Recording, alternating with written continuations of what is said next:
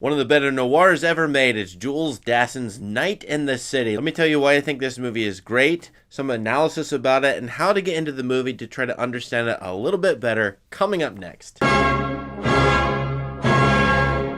And Night in the City is one of the few cases I think an autobiographical reading of the director is actually very helpful. Usually, biographical or autobiographical readings of movies don't really work because there's so many people working on them. But in this case, Night in the City from 1950 really lines up with Dassin's own personal life really well, because Dassin was involved in the Hollywood Red Scare, kind of chased out of Hollywood, went to Europe. Here he's making a film set in London, and yet it does seem to be all about a man who cannot make way in the world and who is pushed around, shoved around. The main character is played by Richard Widmark. It's Harry Fabian, who he's got an American accent, so this is one reason I think Dassin sort of is an analog for the main character of Harry Fabian, and he's trying to do all kinds of things in order to be successful. What does success mean? It means probably making money and doing an enterprise that's really interesting or great. He's kind of an entrepreneur, and he's also likened to an artist several times. In fact, this is something you need to watch for on repeat viewings, is that the imagination of Harry Fabian is brought up in the dialogue at least 5 to 10 times. Mr. Fabian, it is reported, is suffering from a highly inflamed imagination, coupled by delusions of grandeur. Tonight, Mr. Fabian is pleased to regard himself as a great sports promoter. Tomorrow, he will undoubtedly own Covent Garden. He is given to these flights of fancy. At one point early in the movie, and this frames all of this character's existence in the movie, he is an artist without an art. But you know, Adam, one has to fight not to get pulled in by his excitement. His ideas always have so much imagination. I know. Harry's an artist without an art. Now, as I said, Dassin is chased out of the United States because of the Red Scare.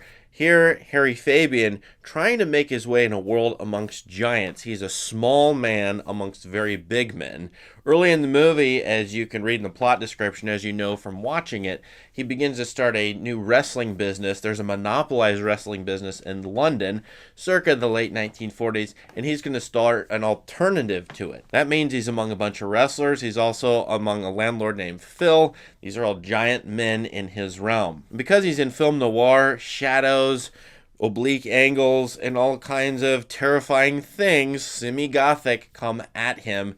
He's in a world of terror and horror in a sense. Now, I find Night in the City to look a whole lot like, in parts, The Third Man by Carol Reed, which came out in 1949. If you look at the way that film was shot, and all the chase scenes in Night in the City, it does seem to me that Dassin is quoting The Third Man pretty liberally, and it's really good and really interesting stuff. The plot here is very convoluted or complex. You can see it on Wikipedia. It's 7 or 8 paragraphs long for a 90-minute movie. That's pretty remarkable. Harry Fabian goes all over the place trying to raise money for his wrestling business. He tries to fast talk. He tries to deceive people.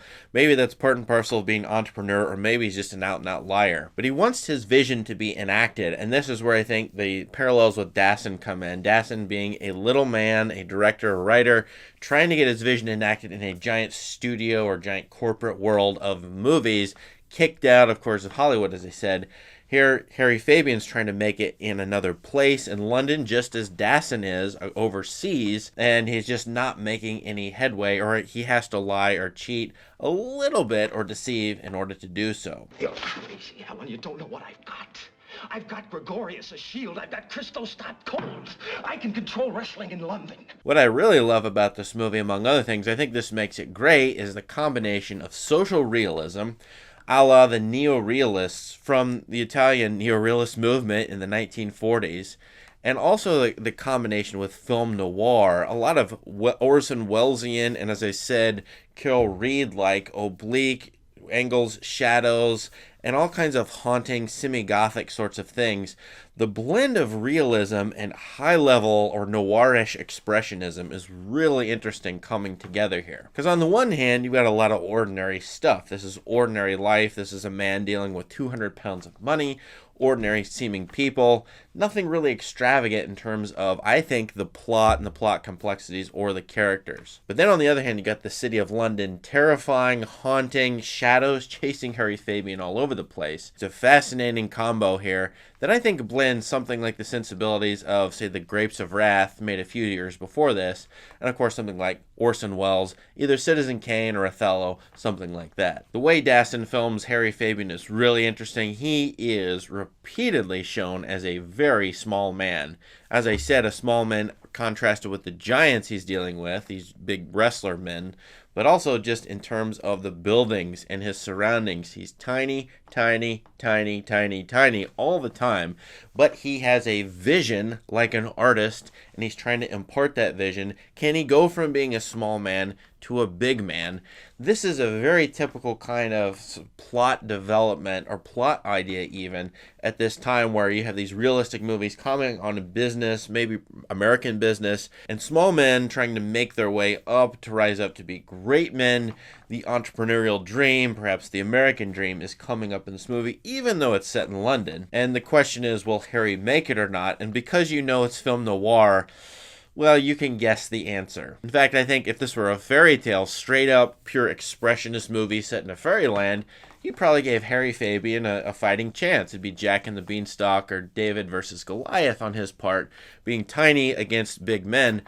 But in this case, noir, boy, it's that city. It's the aesthetic surroundings, the cultural and historical context. All those are going to come and crush and surround a little man who wants to change them or change his own world. And there's a great question of identity for Harry Fabian. Early in the movie, a character asks him, "Who are you running from?" What makes you think I Who are you running away from now? Running? Me? And we see that early in the movie, him being chased around London. Why? Who's chasing him? Those are good questions. He will be chased later in the movie. And this question of who are you running from comes up. Is it himself? Is it his own shadow? Metaphorically speaking, there are lots of wonderful different answers to this. For all those reasons, Night in the City by Dassin is considered one of his best, maybe his best as masterpiece. It's definitely worth watching for sure, at least in context and in conversation with all the noirs going on around it, including, as I mentioned, Orson Welles, Carol Reed, and all those 1940s and early 1950s noirs that are as haunted, as creepy. They're about fate. They're about the little man against big odds and all those sorts of things. What do you think of Dassin's Night in the City? I'd love to hear how you view it, how you see it in terms of its complexity, the biographical angle, the historical context angle, entrepreneurship, artistry, wrestling, all those kinds of things come up here, so let us know in the comments. Please subscribe to this channel for more great content. Thank you and have a great day.